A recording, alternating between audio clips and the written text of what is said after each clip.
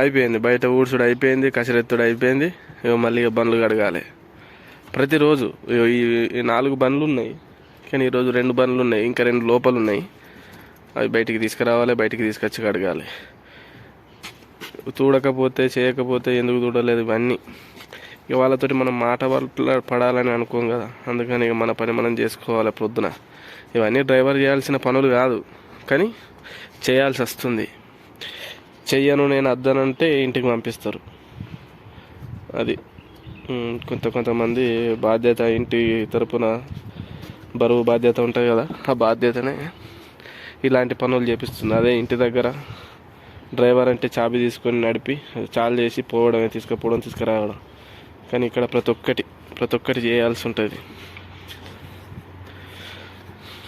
ఎన్ని చెప్పినా కూడా ఇంటికి దూరం, అన్ని కష్టాలే. కానీ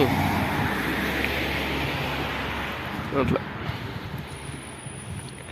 నడుస్తుంది. సౌదీ దేశం అంటే ఇట్లా ఉంటుంది. సౌదీ, ఖత్తరు, కువైట్, బహ్రెయిన్ ఇవన్నీ దేశాలలో ఇంతే రూల్స్. ఇక్కడ లీవ్ ఉండదు. శుక్రవారం వచ్చినా కూడా, సండే వచ్చినా కూడా వీక్లీ చుట్టూ ఉండదు. మళ్ళీ 2 సంవత్సరాలు అయిపోతేనే ఇంటికి వచ్చేటప్పుడు బోర్డింగ్ అయితే అప్పుడు అబ్బా నీకు చుట్టి దొరికిందిరా అని సంతోషపడతారు. అందుకని ఇంటికి రాగా ఎంత సంతోషంగా ఉంటారు. ఇక్కడికి వెళ్ళి మళ్ళీ ఇంటి దగ్గర నుండి ఇట్లా వచ్చేటప్పుడు చాలా బాధ కొద్ది రావడం. ఏదైనా కూడా జీవితం అన్ని గుణపాఠాలు నేర్పుతుంది అంటారు కదా, ఇది కూడా ఒకటి జీవితంలో. ఇంకా టైర్లు కడగలేదు, టైర్లు కడుగుతాం. ఇక ఇప్పుడు వర్షం పడలేదు ఈరోజు, వర్షం పడలేదు, కొంచెం డస్ట్ ఉన్నది, దుమ్ము ఉన్నది, కొంచెం దుమ్ము ఉండట్లా ఇక తొందర తుడిచేస్తారు. ఇట్లా ఇతనైతే రోజుకు 4 బండ్లు కడుగుతాడు. 2 ఈరోజు బయట ఉన్నాయి, 2 లోపల షట్టర్లు ఉన్నాయి, అవి తీసుకొస్తాడు, బయటికి తీసుకొచ్చి క్లీన్ చేస్తాడు. ఇట్లా అని కాదు, ప్రతి ఒక్కరు ఇక్కడ ముందు కనిపిస్తున్నాడు ఒకడు. ఇక్కడ 7 బండ్లు ఉన్నాయి. పొద్దుగాల లేవాలి, 7 బండ్లు కడగాలి. ప్రతిరోజు 7 బండ్లు కడగాలి. వాడు కడిగేటందుకు కింద మీద అవుతాడు. కానీ ఏం చేస్తాడు, కడిగి పని చేసుకుంటుండు. ఇక కుటుంబానికి పెద్ద అంటారు కదా, కుటుంబ బాధ్యతలు మీద తీసుకున్నప్పుడు భరించుకోవాల్సి వస్తుంది. అన్నీ ప్రతి ఒక్కటి అట్లా అని కాదు. ఇక్కడ చూడండి ఇండ్లు ఎట్లున్నాయి సౌదీలో.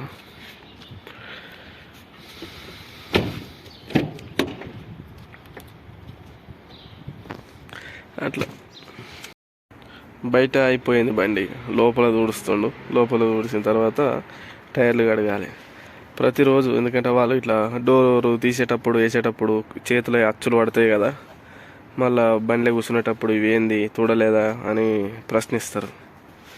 కాబట్టి ఇక వాళ్ళతోటి మాటలు పడకుండా ఉండాలంటే మన పని మనం చేసుకోవాలన్నట్టు. ఎవరైనా కొత్తగా వచ్చిన వాళ్ళు కూడా అనుకుంటారు.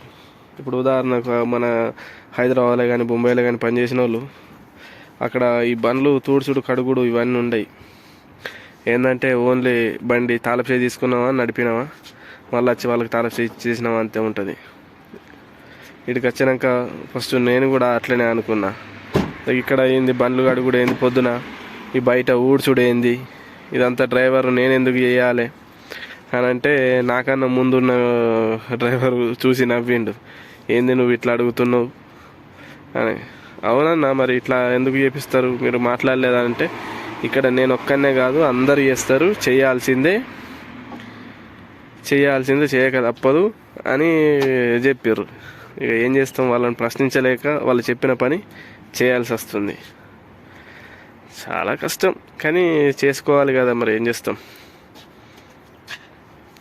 చదువుకున్న ప్రతి వ్యక్తికి జాబ్ రావాలంటే ఎంత అసాధ్యమో.